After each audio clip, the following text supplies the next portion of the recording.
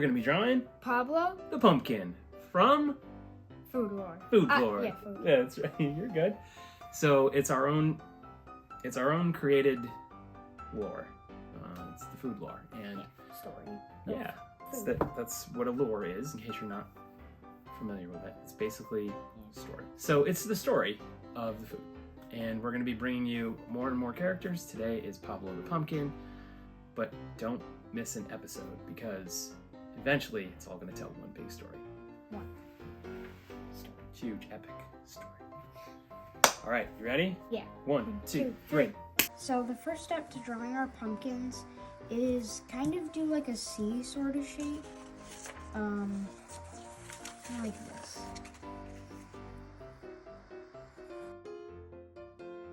Then you can kind of create as many bumps on the bottom as you want. I'm gonna do like 2.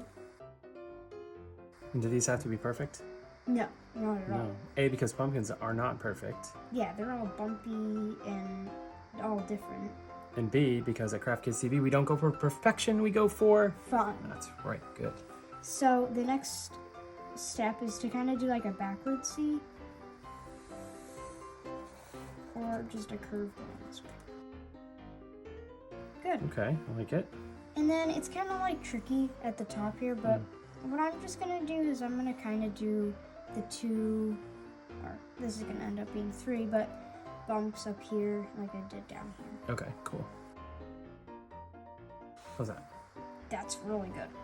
All right, they're looking really good so far. So the next step, I would say do like the vine, like stem kind of thing. Okay. So to do that, we'll just kind of do a curve like this.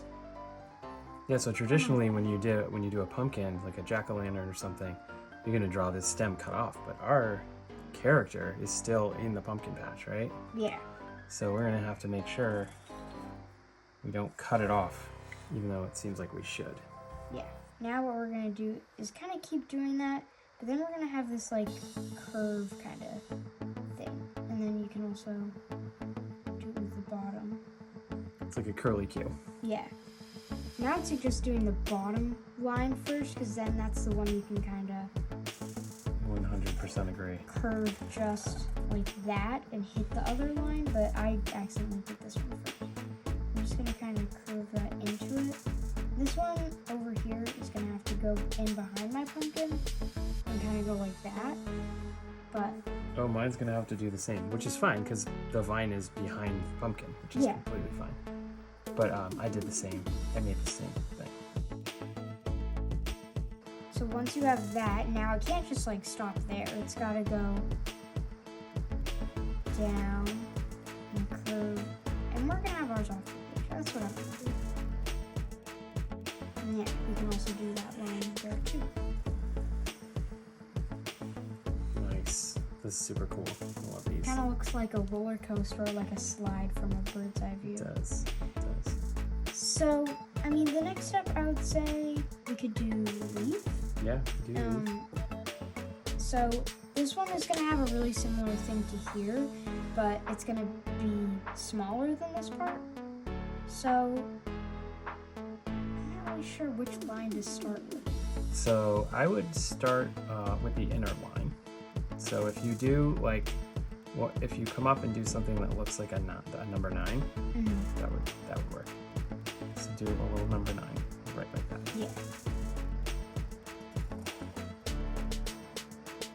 Okay, and then come to the right of this. Does this make sense? Yeah. Come to the right of this. Loop around. Just copy that. Just mimic the same line. So if you know how to do write a 9, you can pretty much do that because you're just writing 2 9s. Exactly. And then it's going to come out the other side. It's going to curve up, and there's our stem to our leaf that's going to be in here. And our leaf is going to be just a pumpkin leaf, but it's going to kind of go off the page a little bit. Yeah. So now you can kind of, mine's kind of thick here, but you kind of skinny it out. And then to draw the leaf, mine's going to be off the page again, but that's okay. I'm going to kind of do this sort of thing. It's going to be really simple. Yeah, we're just trying to make it as simple as possible. those leaves can be kind of hard to draw. Yeah. And then you can do that on the other side once you come off the page. But Yep, mine is too. Come off the page and then come back on up here a little bit. yeah, mine would be really skinny if I did that, I feel like. Yeah, so you can pretend that yours comes way out here and you can't see that part. That's Yeah. fine. Then on this side, what I'm gonna do is I'm gonna have like a little like spike, I guess. Like I don't know what the actual like name Yeah, the is, leaf you know? the leaf comes to a point. Yeah. Yeah, and then another point, bigger, and then a little one again. Kind of like that. Good. Oh, I like that. Not quite sure I did that right, but close enough. Okay. I don't think I did mine correct either, but it's okay. All these are different. That's right. And then up here, I'm just gonna do that since mine's coming off the page. All right, and then if yours is not quite as far off the page as Maddie's, you can do kind of something like this. And then you can try to mimic what you did on this side over here. And you get to something that looks like that. And it's not perfect, but it's gonna be okay for this drawing. It's gonna be Yeah. just fine. Nothing about our drawings are perfect anyway. No, they're just fun. We're Yeah. having fun. And then you can like kind of draw the like veins of the leaf. So it's kind of like a line all the way up and down. And then you can kind of like branch off some more. And you can't see mine over here, but there is, you know, another side to it that these would be going off into. Like that. And then you could do even smaller ones like that. Let's do it. So Pablo the pumpkin is really starting to come alive, especially when we do the next step. Yeah, which is the face. All right. So, I think we'll do the eyes first. And so those are just going to be pretty large circles, 2 of them. Little pumpkin, 2 large eyes. I Cool. really like yours because mine is like super wide, and some of them are, but yours, like the face is not so like.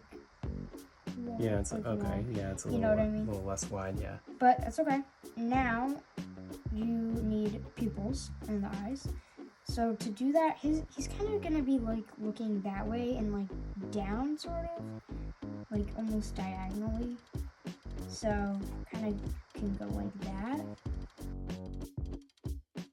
and then you can color the pupils in.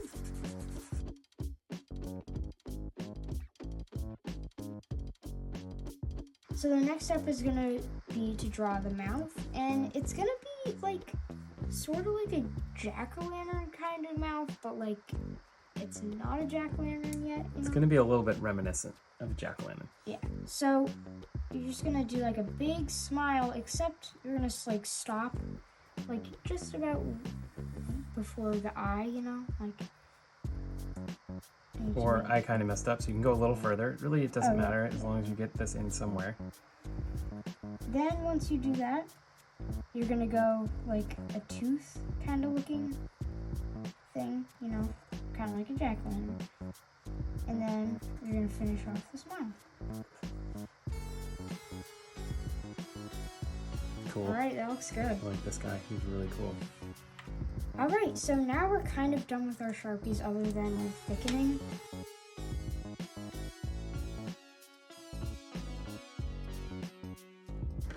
Looking good. Thanks. So I went about halfway, but you can't go halfway all on the same side. You got to think about where the light's coming from, right? So Okay, yeah. go underneath, and then once it gets about here, it kind of fades out, and then it's hard for the light to get over here and under. And then as it comes up, now the light can shine on that part, but it can't shine here. Yeah. And then it's on the bottom part, and then it's on the outside part, and then on the under part. And then you take that, and it's a similar thing, except for you don't go halfway. You just go like just a lot, like a small line, you know. Mhm. All right, so what we're gonna do is on these seams between the 2 different colors that we used, and all we did was use an alternating color pattern of 2 oranges that were really close together, but different enough so you could see the difference. Yeah. So we're gonna take our green colored pencil and just highlight this line. I'm gonna just test it out. Don't go too dark. Kind of test it, see how it looks. I don't think it's gonna require us to go super dark, I don't think. And you're gonna do that on all 3 of these lines. Or however many lines you have. Or yes, if you had more than 3 or even less than 3, just do it on all of your lines. And then what I'm doing is once I get my line down, I'm going right back over the very center of the line, just a little heavier. Mm. That looks good. Yeah, it does look nice. And so, if you look at a pumpkin close enough, you can see little spots of green. Yeah. Okay? Makes sense because when they start out, they're green, and then they ripen, they change to orange. Excellent. Now, we take this other color, which is, I believe, a lime green. I can't really read it. So all you need to do with this one is so the darkest part's going to be in the middle. Then you want a little, as it comes up and curves to the flat part or to the rounded part of the orange color on the pumpkin, you want to just go just a little outside that area with a really light shade of this lighter green. And it's not covering too well, so you can really get away with pushing down on it pretty hard. And it should create a nice little blend. So just a little on either side of that line. That'll help that go a long way to looking like it's curved. And this is exactly why we're using colored pencil, because we don't want it to be dark. We want it to be light and subtle, but also it's going to help with that 3-dimensional look. And I think I'll go over that green line on the inside one last time to make sure it's nice and dark. That's what you're looking at, something like that. Oh, sorry.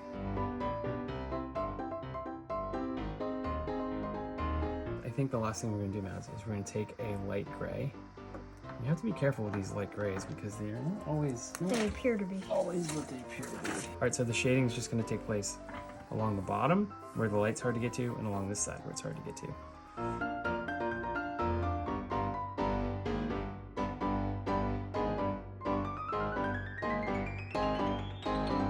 Alright, excellent. So these are pretty much wrapped up. If you want to shade like we did, just pause the video, grab just a light gray. If you're using Prismacolor markers, it's the PM 112. PM 112. If any light gray will do, though. If you're not using Prismacolor markers, use any light gray. If you're using colored pencils, just choose a black colored pencil and just go light with it.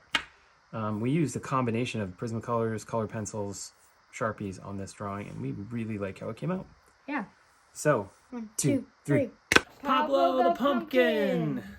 These came out super cool. They did. We really like how they look. They look like exactly how we wanted it to look. This guy's Pablo. Pablo is a goofy guy. He tries to be really funny, but he's more goofy than funny. And he's overly positive. He's like positive about everything, like to a fault. So like he kind of gets on people's nerves sometimes because he's so positive. But like you can't not like him. He's just like, he's just Pablo. Yeah, he's Pablo.